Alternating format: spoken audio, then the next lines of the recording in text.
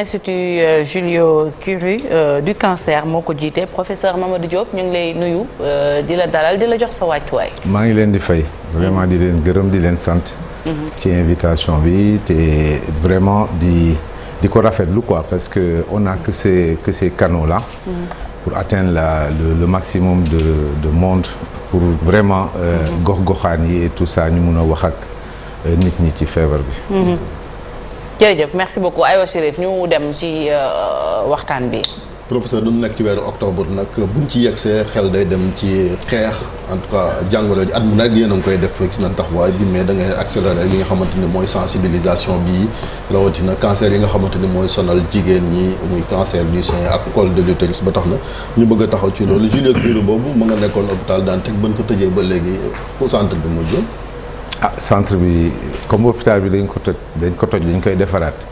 dañuy am yaakaar ni rek niñ ko ci projet bi parce que dañu nar a ci biir projet bi xam nga dafa nekkoon centre bu ndaw daanaka mun nañu wax ni au niveau de l'Afrique de l'Ouest c'était le seul centre moo doon centre bi nga xam ni c'était entièrement dédié au traitement du cancer parce que cancer de particularité cancer mooy que du feebar boo xam ni benn spécialiste rek moo koy gérer dafay am chirurgien dafay am radiothérapeute dafay am chimiothérapeute dafay am ñeneen sax ñu nga xam ni ñooñu affaire u diagnostic la ñuy toppatoo loolu yëpp nag ñu amoon ko biir hôpital Le Dantec mu tudde ko woon Institut Julio Curie maintenant ci biir projet bi dafa nar a gën a yaatu faj cancer bi dafa nar a gën a yaatu parce que si ñaari pàcc yooyu ma la wax nga xam ni ñoo seq faj bi bu ci nekk da ngay nekk benn genre département à part donc dina gën a yaatu en plus de ça je pense que am na benn projet de centre d'oncologie boo xam ne ce sera uniquement dédié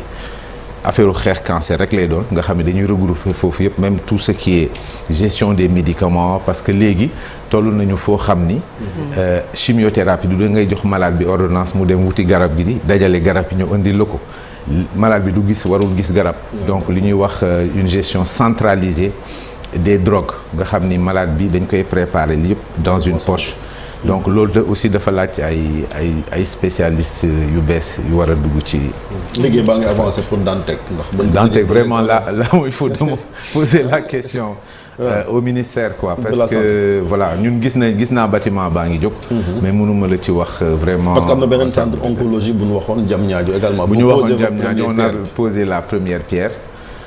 franchement mënuma ci wax.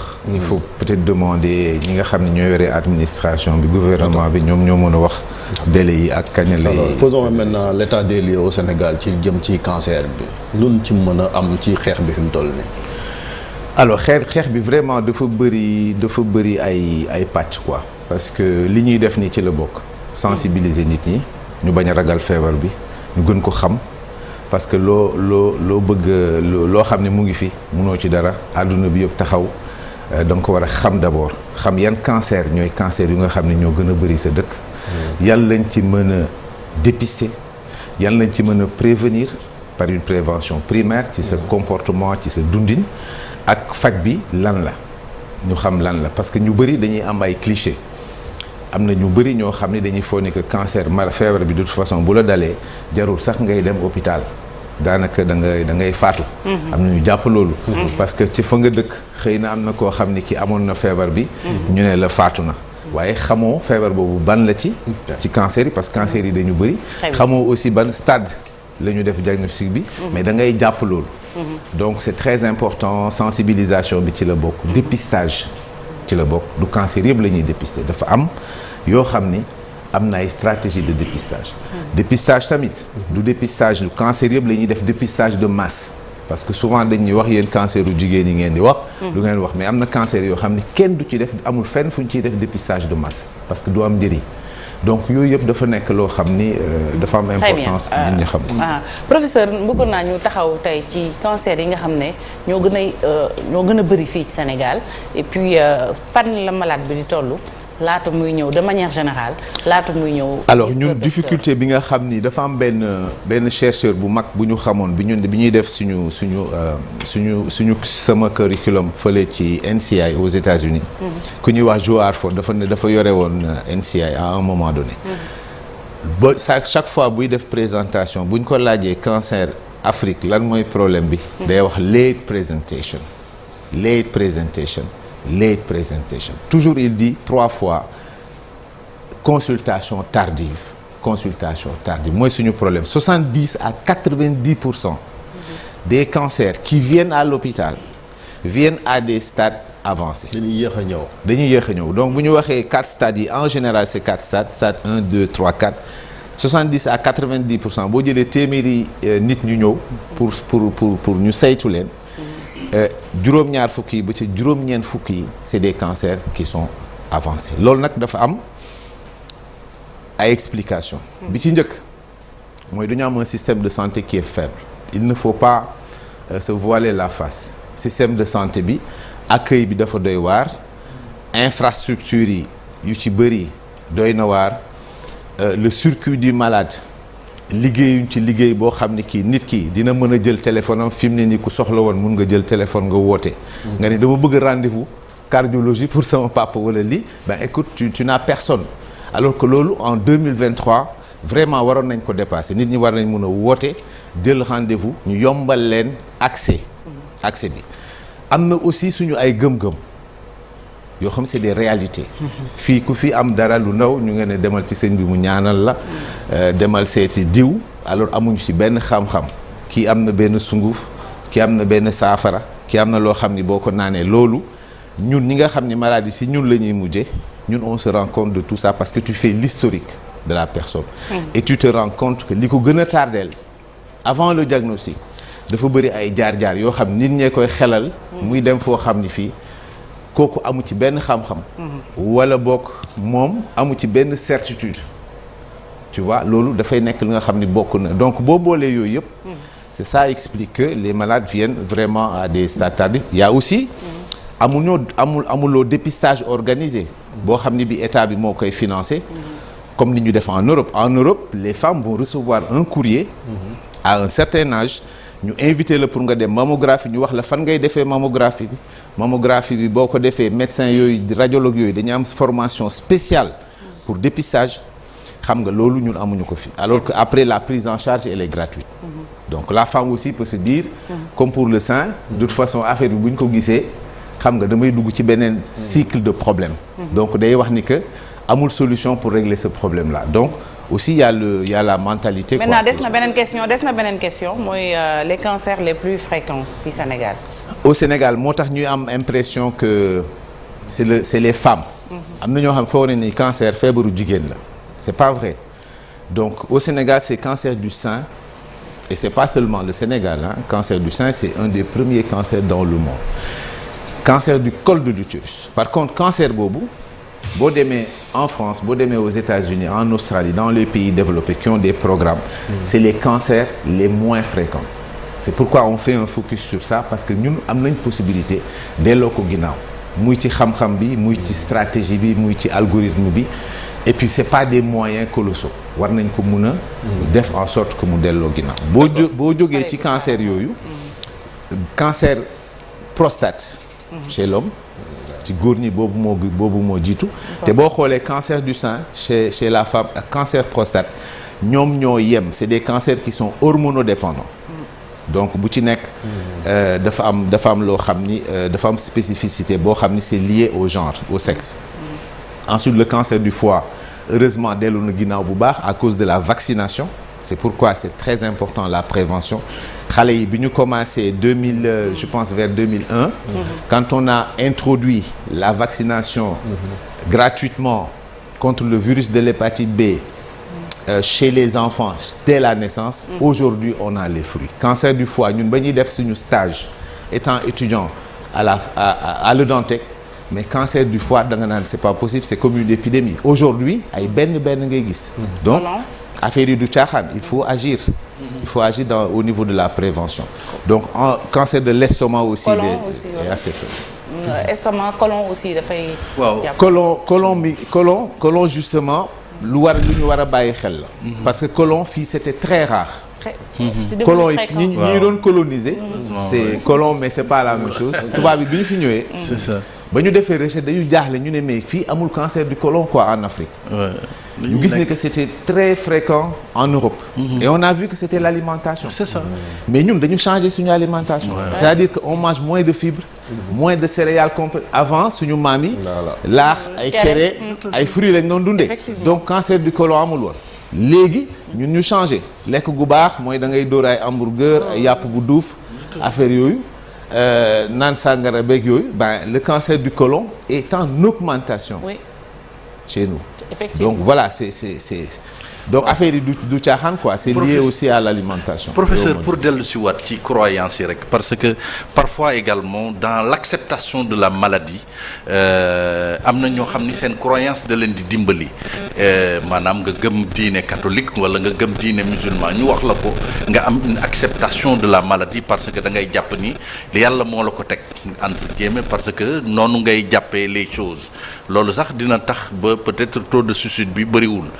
Est-ce que yow ci sa wàllu disons wàll bi nga féete jot nga seetlu loolu dans l'acceptation ñi nga xam ni dañoo gëm ñooñu ñooy gën a am disons kii bi beneen bi mooy dafa am sama benn xarit dañuy yaayam ba mu nekkee la daan teg ñu ko doon topp ci wàllu mbirum cancer ñoom dañ leen doon dajale ci benn salle di leen wax les choses à éviter te bokkoon na ci man dama ko wax ça m'a frappé parce que man café ak meew laa doon naan mu ne ma café ak meew baaxul parce que de préférence da ngay naan café wala nga bàyyi wala nga naan meew mais jaxase ko gënul loolu bu yàggee voilà mën na am jeexital des trucs loolu est-ce que mën nga ñu ci leeral.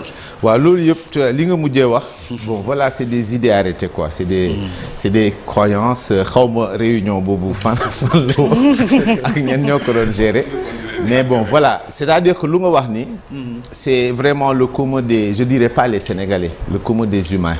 da ngay dégg da ngay parfois tu entends les gens parler avec certitude ci loo xam dara wóoru leen ci après dañ koy gëmloo keneen kooku gëmloo ko keneen non c'est pas loolu amul café on parle beaucoup plus des vertus du café que de sa nocivité tu vois le lait peut-être mais le fait de les mélanger ou de ne pas les mélanger franchement amul benn impact ci wàllu cancérogénèse.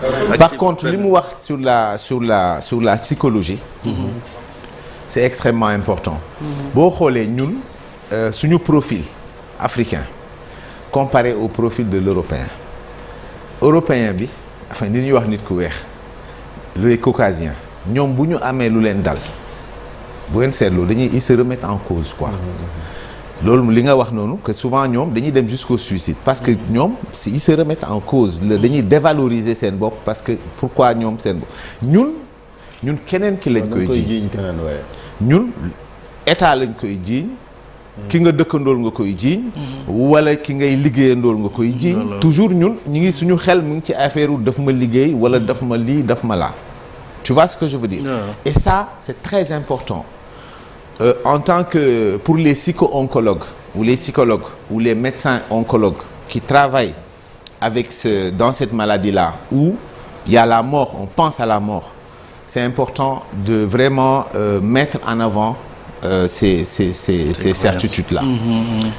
Gis nga dans les pays développés, il y a des spécialistes en psychologie du cancer. On les appelle des psycho-oncologues. Ils ne font que ça. D'accord. Parce que nit ki bu fekkente ni ñëw na indi feebaram nga def diagnostic bi problème bi mooy comment le lui dire. Loolu c'est un vrai problème chez nous parce que on n'a pas le dispositif. En France dans le plan cancer ils mettent en place un dispositif d'annonce.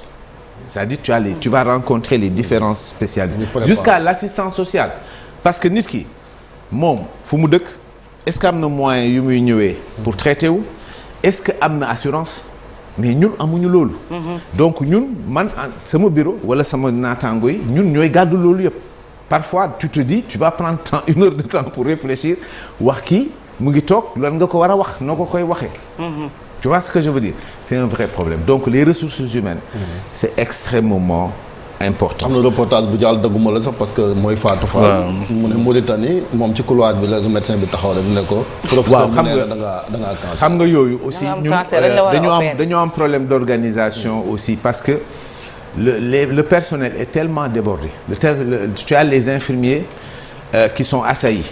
On leur pose des questions ñoom aussi en fonction de lu ñu xam ak seen niveau d'information du ñu xam nga donc loolu yëpp développement la nee naa la en France il y a un dispositif d'annonce c'est-à-dire que la personne chez qui on a fait le diagnostic du cancer peut-être va passer la journée pour cette annonce-là ba moom buy génn foofu day am certitude que lii daf ciy nar a génn mais nous on n'a pas tous ces trucs-là moo tax ngay gis ces problèmes-là di am nit ki di choqué parce que qu'on lui a dit parfois aussi tu as la famille jëkkër bi ñëw wala kii bu ko wax dara de bu ñu ko wax dara mais nit ki nag nga mënee faj tu vas l'opérer tu vas lui faire une chimio sans rien lui dire non loolu mënul nekk da ngeen di toujours on trouve des solutions li ngay njëkk a wax en général mooy xamal ko ni que feebar la boo xam ni dañ lay faj da ngay wér gëmloo ko ni que moom dafay wér ça c'est très très important gëmloo ko ni dafay peut-être que cancer bi ci moom lay jóge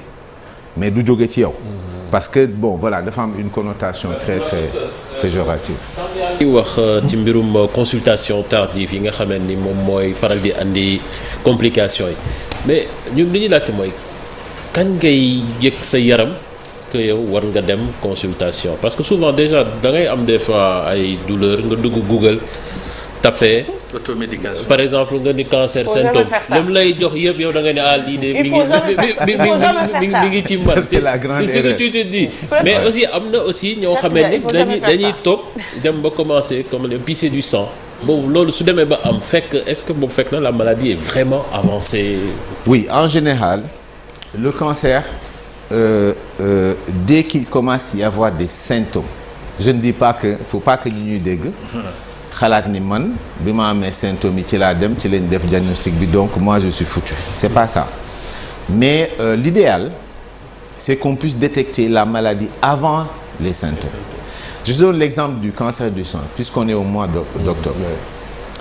Vous savez que la boule classiquement c'est la boule qu'il y a dans une boule qui apparaît dans le sang boule buy boo xam ne bi day jékki-jékki feeñ ci biir ween bi gis nga boule bi avant que médecin bu spécialiste boo xam ni xam na nu ñuy defee examen mammaire tàmm na ko def balaa mu koy mën a détecter mammographie moo koy détecter voilà pourquoi on dit que mais kooku amul dara lu mu yëg amul benn symptôme même moment bu nga xam ni mën nañ ko palper sax amul benn symptôme il y a de cela 2 semaines une femme intellectuelle et tout est venue mais avec une grosse tumeur parce que la tumeur évolue à bas bruit amul benn symptôme donc le fait d'avoir des symptômes et d'aller chercher au niveau internet là moom tu da ngay embrouillé da ngay embrouillé parce que les signes sont partagés boo jëlee prostate cancer bi ak adénome prostate bi nga xam ne c'est très fréquent ñoo bokk ay signes tu vois ce que boo jëlee cancer de l'ovaire ça peut se manifester ay troubles digestifs ça peut se manifester par des pesanteurs pelviennes ça peut se manifester par des signes yoo xam ni c'est des que l'on rencontre tous les jours donc on part pas des symptômes il faut connaître les cancers les plus fréquents est-ce que man nit ki ne man est-ce que am naa prédisposition lu mel ni prostate dafa am prédisposition génétique ku sa papa am wala sa mbokk bu la jege am yow le risque est plus grand donc tu dois à 40 ans nga dem ñu defal la taux de PSA etc mais ne pas attendre les symptômes mammographie comme c'est un cancer fréquent on fait un dépistage de masse à partir de 40 ans femme bu nekk nga dem def sa mammographie tous les 2 ans pour le col de l'utérus à partir de 25 ans faire un frottis boo amulee possibilité accéder au frottis bu ñuy def campagne de dépistage comme on va le faire là pendant le mois d'octobre nga xam c'est des dépistages rapides suivi de traitement see and treat bu ñu gisee lésion bi dañ koy traiter léegi ci saa si ngeen ñu ñëw tu vois assister à ces en attendant que vraiment que l'État mette en place des programmes nationaux organisés amul pour col on a tous les arguments scientifiques nécessaires, on a fait les études, il y a eu des projets de recherche, des projets pilotes qui font qu'aujourd'hui xam nga femme bi nga xam ne dafa dem def dépistage xam nga kañ lay war a defaat dépistage ak algorithme mu def 5 ans après donc mun nga def en sorte que au niveau étude de population nga xam et puis c'est pas toutes les femmes c'est de 30 tu vois à 59 ans donc tu as une population boo xam ne mën nga ko serrer au niveau du truc doo ñëw rek def lépp ñun dañu bëgg toujours xaalis bi yëpp day ñëw ñu bëgg a def lépp loolu amul da ngay planifier dans le temps. Tu prends un groupe de femmes. Pour un groupe de district cette année bah ñooñu 5 ans après nga leen di gisaat. mais vaccin et puis bi tu nag changes donc ça vraiment c'est à notre portée. mais vaccin contre cancer col de l'utérus fan la tollu ci campagne. vaccin bi justement loolu vraiment y a eu un problème gros problème de communication. mais c'est pas seulement le Sénégal. parce que ñëpp xam nañu vaccin. ñu ngi naan soo vacciné sa doom du am doom. dañuy limiter naissance yeeg y a beaucoup de croyances. yooyu yëpp ñu koy wax dafa nekk lu doy waar parce que aujourd'hui gars yi dépassé nañu sax vaccin boobu on est en train de travailler. Moi, je suis dans le groupe de recherche sur ça, le vaccin thérapeutique. C'est-à-dire vaccin bu nga xam bu ñu la ko vacciner, il va faire disparaître le virus. Su loolu la ñuy liggéey. Donc vaccin bële Gardasil ak yooyu boobu dépassé nañ ko. Mais ñu ngi toujours dans vaccin yi dañuy périmer alors qu'ils sont gratuits. Donc il y a un gros problème de communication. Communication nag yéen a ko gën a xam ça demande des moyens. c'est doy affaire communication def benn publicité benn jour c'est des moyens colossaux et il faut avoir une stratégie du da ngay ñëw rek door wax ci ñaari fan ñetti fan ñu teg ko ci ñetti chaîne télé nga dem toog si parce que tu as les médias tu as les fake news il faut pouvoir contrer ça à un très haut niveau. C'est ça. D'accord si wàllu communication bi professeur ñu des ci wàllu communication bi ndax feebar bi bu ñu xoolee fii ci réew bu Sénégal psychologiquement ñun pareeguñu pour nekk ak moom wala bokk ñenn ci ñoo xamante ni am nañu cancer li waral li nga xam ne moom moo di ñu saytu seen wàllu wér-gu-yaram de manière tardive mooy du ñu nangu feebar bi donte sax da ngay gis yenn signes yi. Octobre rose bëri na ci ñoo xamante ne ni mois d'octobre kese la ñuy fàttaliku feebaru cancer ci ñi nga xam ne amuñu ko wala seen ay jegeñaale ko amuñu ko yaa ngi wax ci wàllu sensibilisation bi ndax teg ngeen benn canevas même si que li nga xam ne moom moo di mooy nekkuñu fi ngeen def kéem kattan ci yeneen weer yi également ngeen xamale ko ak askan wu Sénégal. waaw xam nga LISCA c'est une association ñi ci nekk c'est des bénévoles quoi. on c'est pas un travail à temps. On n'est pas permanent et puis je pense que on ne peut pas aussi loolu état moo ko mën. état moo mën a am stratégie boo xam ni c'est continu. On peut pas chaque mois voilà on n'a pas cette énergie on n'a ni les moyens on n'a pas les moyens xam nga LISCA dafay dem seeti ay entreprise yi jàppale ko. entreprise yooyu dafa am ñoo xam ne dañ ci fidèle. Tu vois par exemple dañuy focus ci benn cancer. ñoo xam ni ñoom ñooy parce que il faut voir que pourquoi mammographie bi di gratuit ci mois d'octobre wala muy dem ba 15 000 francs c'est parce que y a les radiologues privés. Les radiologues privés de Dakar qui sont d'accord pour faire baisser le prix pendant le mois d'octobre à 30 000 francs. On a vu que c'était encore trop cher. léegi ñun ñu wut ay sponsors pour les 15 000 francs. Voilà c'est ça qui permet que mais ñi nga xam ne dañuy ñëw ci consultation bi actuellement ñi ngi consulter ñu gis ni que ñii kat dafa am prédisposition familiale wala am na lésion luy nuroog lésion ñooñu dañ leen di jox bon gratuitement donc vraiment te LISCA def ci jéego bu am solo lu tax loolu. parce que au début bi ñuy créer Octobre Rose di def subvention mammographie ay ñu néew doole. ñu mënul def vraiment amuñu moyen yu ñu defee seen mammographie ñoo doon ñëw mais léegi tu as des femmes qui viennent avec leur véhicule ça veut dire quoi ça veut dire qu'ils ont les moyens de faire la mammographie mais en dehors d'octobre dañuy tiit dañuy ragal donc il y a l'effet de groupe l'effet de masse la sensibilisation et on fait des milliers de mammographies aujourd'hui des milliers de mammographies mais c'est tant mieux parce que mammographie bi c'est tous les 2 à 3 ans donc femme bu ko defee ren mun na bàyyi 2024 ba 2025 mu doog ko def. Très bien Abdoulaye la dernière question rapidement.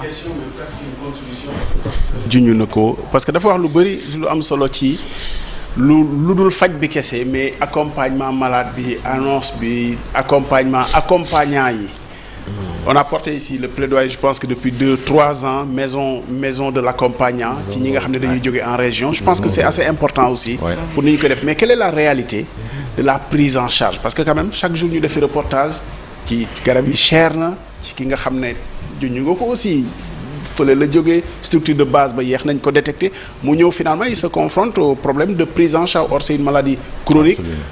Yeneen jamono dinañ fay d'ailleurs sa collègue professeur Kassé ci bu ñu nekkee ci période du tabagisme yooyu yëpp ay problème prise en charge la.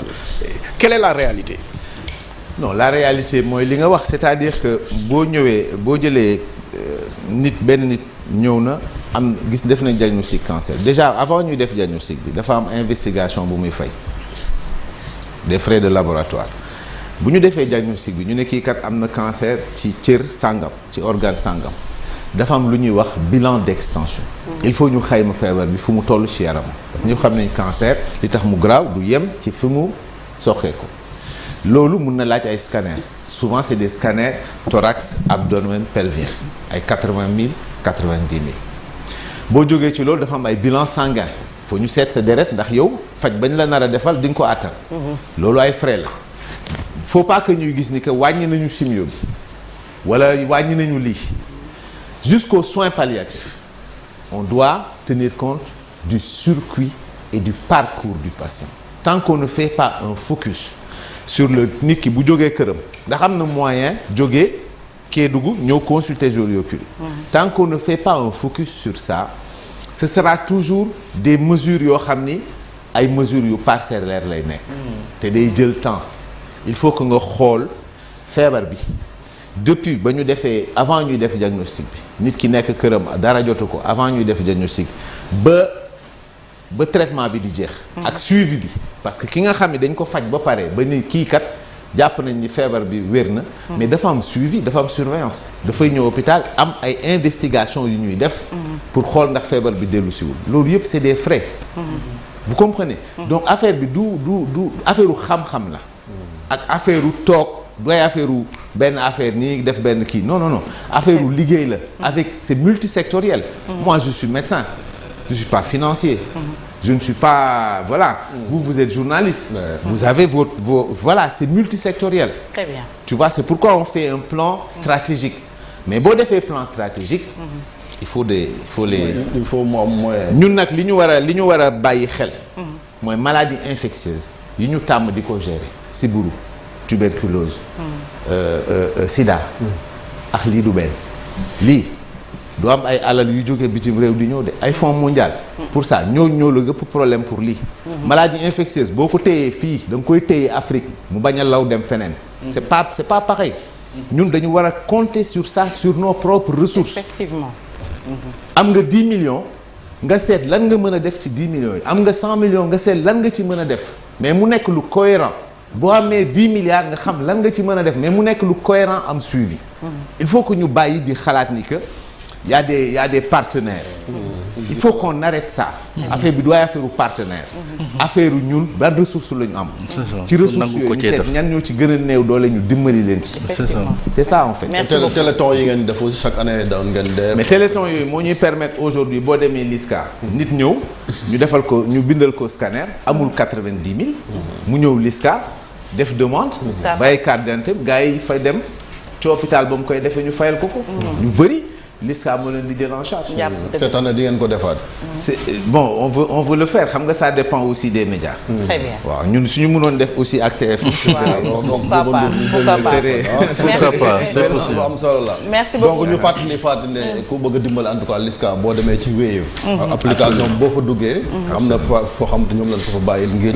dimbali comme dañoo nekk ci weer bu dee Orange mën na la dièse la 144 dièse 226. dièse. absolument lu ngeen fa dugal c'est pour les maladies yi nga xam ni suñu borom def na seen loxo jotul seen ginnaaw parce que traitement bi dafa cher te cancer gis ngeen li muy def ci réew mi donc c'est bien de sensibiliser wante c'est encore mieux am loo xamante ni nit war na ko faa mën a dugal ci seen gafaka yi. Très bien merci beaucoup. aywa merci beaucoup professeur Mamadou Diop ñu ngi lay jaajëfal merci beaucoup sourire bi ngay redonner aux malades merci beaucoup ci espoir bi nga leen di jox merci également pour le traitement le soulagement on n'a pas assez de mots pour vous remercier yéen suñu ay médecins puisque le cancer ni ñu ko waxee c'est une maladie boo xam ne ça détruit non seulement malade ki muy dal mais toute une famille parce que dañ ko ragal ba léegi et puis LISCA ñu ngi leen di nuyu docteur Fatma Guenoune vous faites un excellent travail et puis c'est l'occasion également chers téléspectateurs d'aller faire un don pour redonner le sourire faire un don pour